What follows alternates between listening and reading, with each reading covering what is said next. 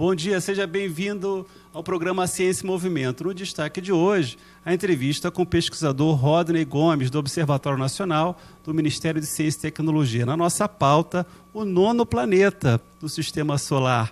3 de maio de 2016, eu sou Márcio Campos, estamos começando uma nova edição do programa Ciência e Movimento. Fique com a gente volta já. A Petro Imóveis realiza os seus sonhos. Para comprar, vender ou alugar o seu imóvel, procure a Petro Imóveis. Compromisso, seriedade e eficiência, com um sistema informatizado que traz agilidade nos processos e atendimento. Para maiores informações, acesse o site www.petroimoveis.com.br. Petro Imóveis, símbolo de confiança. Plano de Assistência Funeral Rui Ligeiro. Único plano da cidade que possui capelas mortuárias próprias em Petrópolis, Itaipava, Posse e São José do Vale do Rio Preto. Lembre-se, existem coisas que, se você não fizer hoje, alguém que você ama e quer preservar terá que fazer por você amanhã. Plano de Assistência Funeral Rui Ligeiro. Tem novidade no Sabor de Minas. Na hora do almoço, venha saborear nossas massas. Diversas combinações que vão deixar você com água na boca. Não deixe também de aproveitar o café da tarde. Uma mesa completa e um ambiente super agradável. Na Rua General Osório, número 16, e na Rua Marechal Carmona, número 17. Sabor de Minas.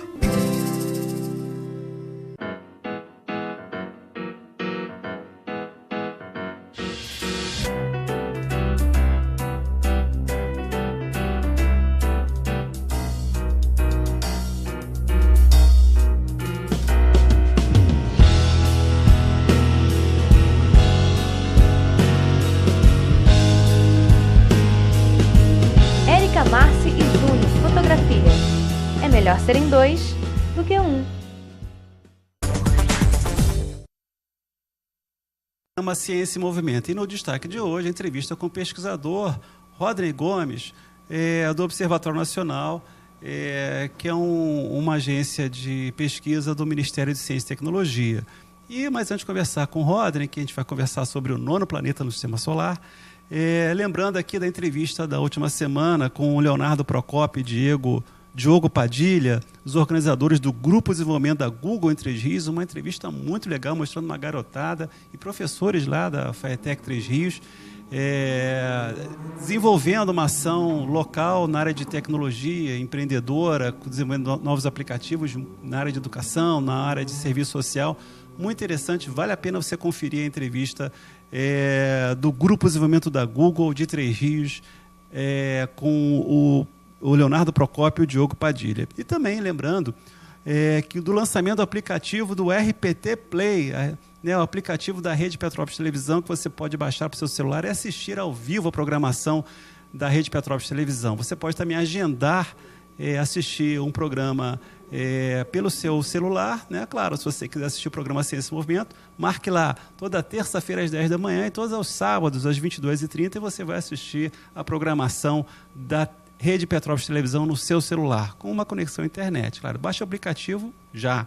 E também, lembrando que na última terça-feira, dia 26 de abril, foi realizado a primeira palestra do Seminário de Inovação, Empreendedorismo e Tecnologia, com Sandro Gatto, que falou sobre empreendedorismo na área de tecnologia da informação.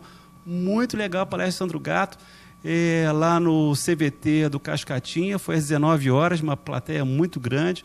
Muito interessante o assunto. O Sandro falou sobre a experiência profissional dele e também comentou sobre os 10 questões para ser empreendedor na área de tecnologia da informação e para ser empreendedor. Valeu muito a pena. Quem esteve lá e assistiu, curtiu bastante. E vamos estar anunciando em breve também a segunda palestra do Seminário de Inovação, Empreendedorismo e Tecnologia, que deve ser agora em maio. Fique atento na divulgação do seminário. Bom, estamos aqui entrevistando o pesquisador do Observatório Nacional, Rodney Gomes. Rodney, obrigado aqui por estar presente no nosso programa. A gente tem tido uma pauta bem grande na área de astronomia. Tivemos aqui o Vladimir Lira, o pessoal do Galileu Mobile umas 2 vezes. Falamos sobre o Mars Academy e outras ações. Aliás, eu vejo assim, o pessoal da astronomia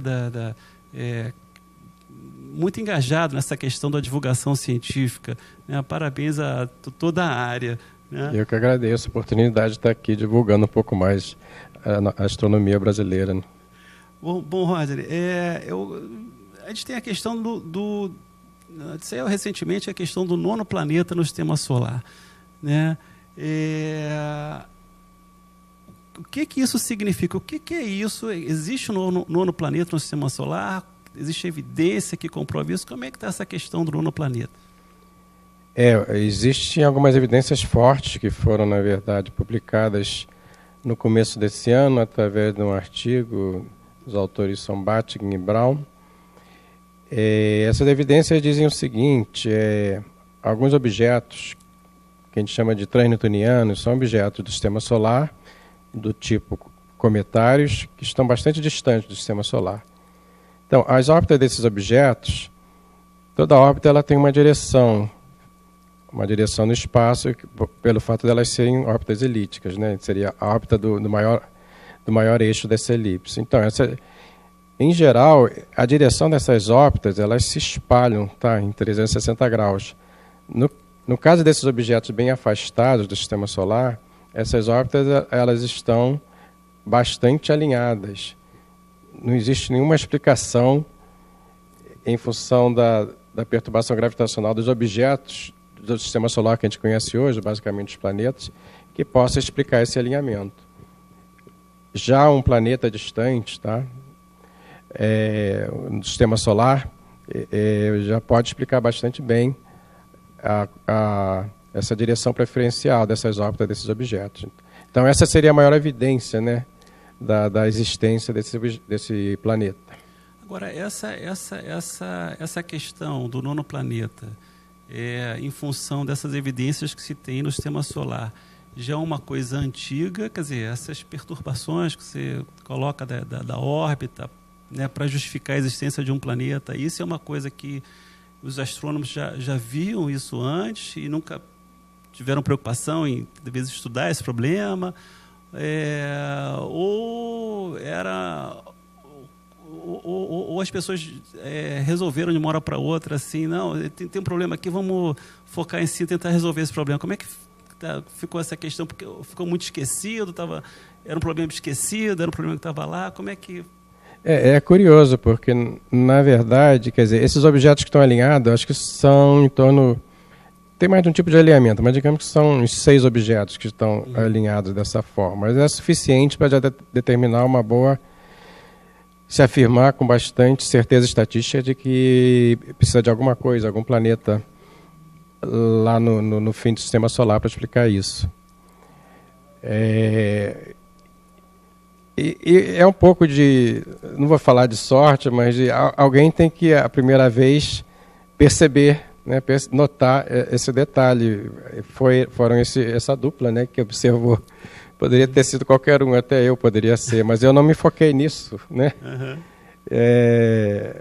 Diria que esse tipo de evidência estava lá, estava começando a se juntar. Na medida que esses objetos foram sendo acrescidos, né, aos objetos conhecidos do sistema solar, essa evidência começou a ficar mais forte, né? Alguma hora juntou as duas coisas, 6 objetos alinhados, alguém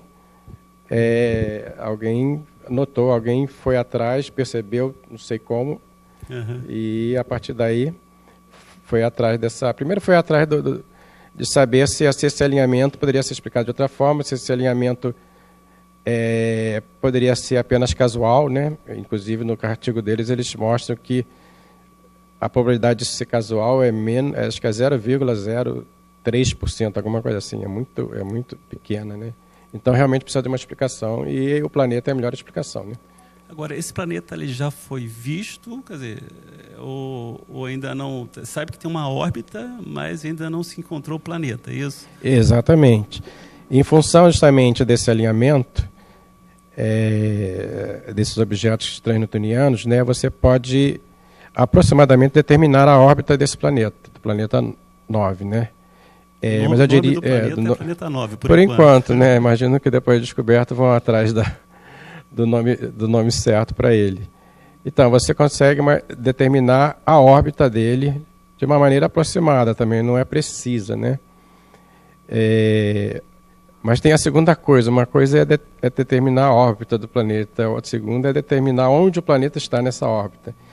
E se por um lado você determina, não com muita precisão, mas com alguma precisão a órbita desse planeta, você com muito menos precisão consegue determinar onde o planeta está nessa órbita, né? Então existe uma região do céu relativamente vaga onde é possível procurar esse planeta. E os observadores, né, os astrônomos observadores, realmente estão bastante focados na procura desse planeta, né? E acredito que isso possa ser descoberto nos próximos poucos meses a 10 anos, vamos colocar por aí assim. Porque depende muito de onde ele está. Porque se ele estiver no que a gente chama no afélio da órbita, que é a parte mais longínqua, né? Então ele vai ser vai ter um brilho muito menor, né? Vai ser uma magnitude que a gente chama alta, né? Um brilho menor. E vai ser mais difícil, talvez vai precisar de programas observacionais que talvez ainda estejam aí por vir, né? Para poder descobrir esse planeta. E qual seria o tempo né, dessa órbita em torno do Sol desse planeta? Qual seria, em anos, qual seria... Exatamente. A órbita do planeta, o tempo, quer dizer, o período orbital de um objeto no sistema solar depende basicamente do que a gente chama de semeixo maior da órbita. O semeixo maior da órbita seria a distância média do planeta ao Sol. E como não se sabe exatamente qual é a órbita, né, então existe também uma determinação nesse período orbital. Mas eu diria que em função de uma distância média que se imagina que ele esteja, o período orbital seria mais ou menos 20 mil anos. 20 mil anos. Então demora 20 mil anos para dar uma volta em torno do Sol. Então, quer dizer, se ele estiver num ponto distante da órbita, né, em relação ao Sol, fica muito mais difícil vê-lo, porque... Exatamente, ele vai estar lá hoje, vai estar lá amanhã, e daqui a 100 anos não vai mudar muito. Agora, então, a gente não sabe onde esse planeta está. Ainda não se sabe a localização dentro da órbita do planeta. Isso é uma questão de pesquisa ainda. Exato. A questão de se determinar onde o planeta está na órbita é uma abordagem um pouco diferente em astronomia. Na verdade, você tem que determinar a perturbação desse planeta no movimento dos objetos, basicamente todos os objetos do Sistema Solar, mas basicamente dos planetas que a gente conhece, num período curto de tempo, né? O período curto de tempo que a gente tem talvez seja os últimos 100 anos, que é o período que a gente tem observações relativamente confiáveis.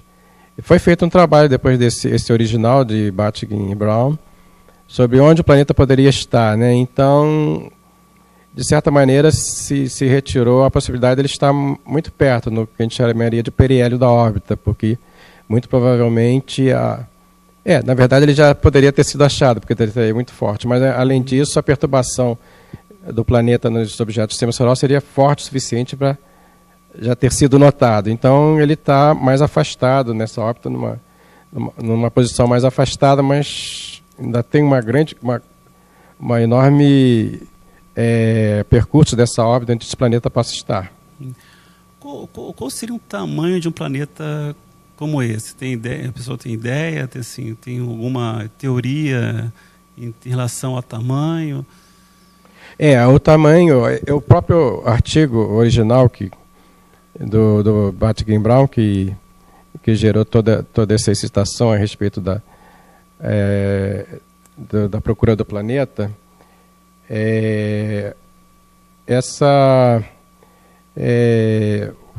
a pergunta mesmo foi o tamanho. Sim, o tamanho. Né? Esse tipo de trabalho ele já determina um tamanho aproximado. Na verdade é a massa. Determina qual seja a massa. Quer dizer, a massa dele, para ele causar essa perturbação no periélio, nesse alinhamento, ele precisa ter uma massa que seria em torno da massa dos planetas que a gente chama de planetas de gelo, que é Urano e Netuno, né? Pode ser um pouco menor, um pouco maior, mas é basicamente essa massa. Uhum. E qual seria a composição? Teria água num planeta como esse? Como é que vê a composição no planeta? Em função de ser do tamanho desses planetas, e também você vai um pouco na origem, né? É provável que esse planeta estivesse junto de Urano e Netuno no começo do Sistema Solar, e ele simplesmente foi ejetado para essas regiões mais distantes, né? Então, em função do tamanho desse objeto, em função em função de onde ele foi formado, imagina-se que ele seja semelhante a Urano e Netuno. Então tem a composição deles. Esses objetos, os planetas que a gente chama planetas de gelo, são compostos basicamente de gelo de água, gelo de metano, que são a composição primordial do disco de gás e poeira que existia em torno do Sistema Solar, né? Então ele traz essa composição original, que é a composição basicamente desses planetas, que também não é muito diferente da composição desses objetos mais distantes, né? Que são tipo cometário, né? Rodney, você é um pesquisador do Observatório Nacional e tem 3 artigos na revista Nature sobre a composição do Sistema Solar. O modelo Nice, que a gente estava comentando. Modelo de Nice. Modelo de Nice. Né? Que modelo é esse e como é que explica a existência desse planeta, o 9º planeta? O modelo de Nice não tem uma ligação muito forte com o planeta, mas existe uma relação, sim. A ideia do modelo de Nice é um modelo que visa a explicar a evolução primordial do Sistema Solar, desde a sua formação até a configuração que ele apresenta hoje. Isso, basicamente, a maior parte dessa mudança ocorreu nos primeiros, digamos, 500 milhões de anos, né? O Sistema Solar tem 4,5 bilhões de anos. Então, o modelo de Nice, justamente, ele explica a evolução da configuração orbital dos objetos, principalmente os planetas, né, do Sistema Solar, durante esse período. Porque os planetas não estavam originalmente onde estão hoje, eles estavam em órbita bem mais próximas do Sol. Provavelmente existiam outros planetas além deles, né? E durante algum tempo começou a haver encontros próximos, tá? Porque como as órbitas estavam bem mais próximas, as perturbações gravitacionais eram muito mais fortes, começou a ter encontros próximos dos planetas entre si, e as órbitas se expandiram e vieram a dar o que é hoje. E a relação do modelo de Nice com o planeta 9 pode ser essa, quer dizer, um dos planetas que estariam ali mais próximo, poderia haver mais do que esses 4 grandes, né, que é Júpiter, Saturno, Urano e Netuno, poderia haver um quinto, e esse quinto passou perto de Júpiter e Saturno e foi jogado para uma distância maior, tá? E outros fenômenos, tá, que pode ter feito com que a órbita se destacasse aqui do Sistema Solar interno e ele ficasse numa órbita estável lá longe. Então, essa seria uma possível ligação com o modelo de Nice. Voltando para a questão do Sistema Solar, saindo um pouco do 9º planeta, a questão de Plutão, né? Plutão foi rebaixado de planeta para subplaneta. Por que isso aconteceu? A ideia é um pouco... Porque, na verdade... primeiro, Plutão... Imaginasse que Plutão tinha uma massa muito maior. Quando se descobriu, a ideia é que ele tinha uma massa em torno da massa da Terra, em função da perturbação que ele causaria em Urano e Netuno. Só que naquele tempo da descoberta, a precisão era muito baixa.